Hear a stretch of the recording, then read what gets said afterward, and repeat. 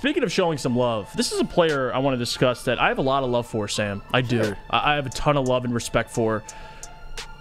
And you saw the report yesterday. The Los Angeles Rams are looking to move Matthew Stafford. And that report was quickly, I guess, corrected by the Rams because they said, you know, he's our quarterback of the future. But there's also conflicting reports that he'd be okay being traded. Like, it's a weird situation for Matthew, but this tells me the Rams, if they do trade Matthew, which I don't know if they will, they're heading towards a rebuild. And Sean McVay said he will come back this year to coach the Rams. I don't see a scenario in which they trade Matthew. But the fact that I even saw, put the camera on me, Alex. The fact that I even saw yesterday, there was legitimate conversation about bringing Matthew Stafford back to Detroit. How dare you? How dare you even mention the idea of that? And it has nothing to do with Stafford. Love and appreciate what Stafford did to Detroit. But if you actually think that Stafford should come back to Detroit, you're a dumbass. And it's not happening. So I had to address it. There's no way in hell, even if he was traded or released or whatever, if he was available, the Lions should have zero interest in that, Sam Flannel. I mean, I could say what I want about Jared Goff.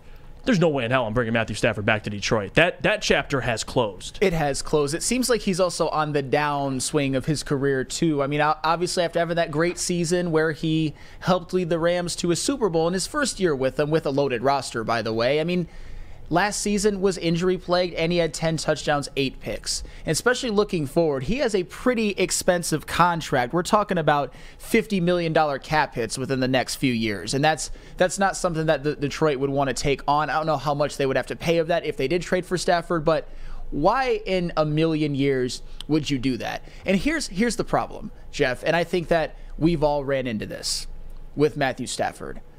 This idea that Matthew Stafford was this superstar quarterback and the only thing that prevented him from winning big with the Lions was organization, yeah, that's partially true, but Stafford has to lay some of the blame for that. And I think that a lot of people are kind of looking at him, Lions fans, through rose-colored glasses.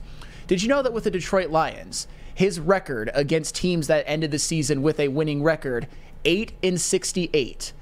Was that all his fault? Absolutely not, but that is a terrible, that's ghastly bad. It doesn't look good, Sam, because he's playing the most important position in football, and that's your record. So, again, even the PI against the Dallas Cowboys, you still got the ball back.